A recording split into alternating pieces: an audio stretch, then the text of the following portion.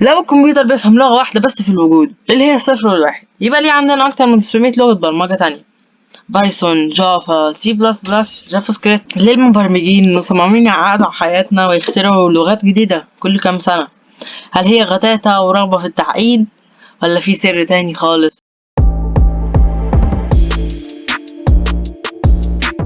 بص يا صاحبي، خليني أقولك الحقيقة الصدمة في الأول.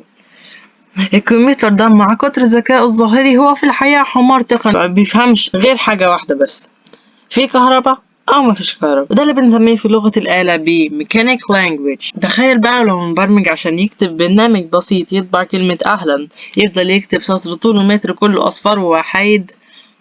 تفتكر المبرمج ده هيكمل يومين في حياته من غير ما يدخل العباسية؟ أكيد طبعا مستحيل. وهنا ظهرت الفكرة العبقرية للغات البرمجة. لغات البرمجة دي عبارة عن مترجم بينك وبين الكمبيوتر. لكن السؤال الحقيقي هو ليه كل شوية تظهر لغة جديدة؟ الإجابة البسيطة: تخيل إن عندك صندوق عد هتصلح كل حاجة بمفك واحد؟ أكيد لأ. كل الأداة معمولة لشغلانة معينة. لغة البرمجة نفس الفكرة. أول لغة برمجة معانا بايثون. دي الصديق اللطيف، سهلة جدا تتعلمها، وعشان كده بقت ملكة الذكاء الاصطناعي وتحليل البيانات. لو سألت أي حد داخل مجال ال AI هيقولك ابدأ ببايثون. جافا سكريبت دي روح الإنترنت، أي زرار بتدوس عليه، أي قائمة بتتحرك، أي موقع شكله احترافي في الغالب وراه جافا سكريبت. سي بلس بلس ده الوحش، صعبة لكن سرعتها مرعبة. عشان كده الألعاب العملاقة ومحركات الألعاب وبعض البرامج الثقيلة بيعتمدوا عليه. جافا ده الموظف المجتهد اللي في الشغل من زمان ومش بيشتكي. ملايين تطبيقات البنوك والشركات الكبيرة وحتى تطبيقات الأندرويد القديمة اتعملت سي شارب. دي سلاح مايكروسوفت السر. لو هتعمل لعبة محرك يونيتي أو برنامج لويندوز فغالبا هتقابل سي شارب. جو دي لغة جوجل اتعملت مخصوص عشان السيرفرات والبرامج اللي لازم تشتغل بسرعة وتستحمل ملايين المستخدمين.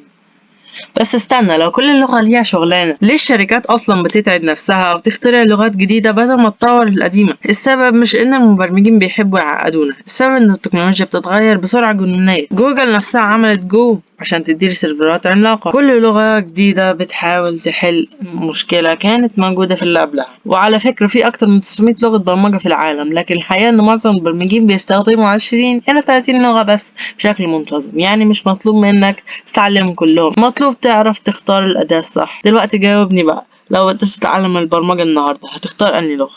بايثون، جافا سكريبت، سي بلس بلس، جافا، ولا جو؟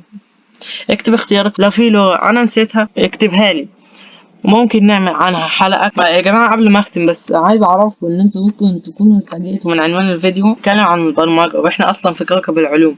فهقول لك إن سلسلة اسأل وأنا جاوبك دي أنا بجاوب فيه عن أي حاجة في الوجود. ما تنساش الاشتراك في القناة وتفعيل زر الجرس عشان يوصلك كل جديد.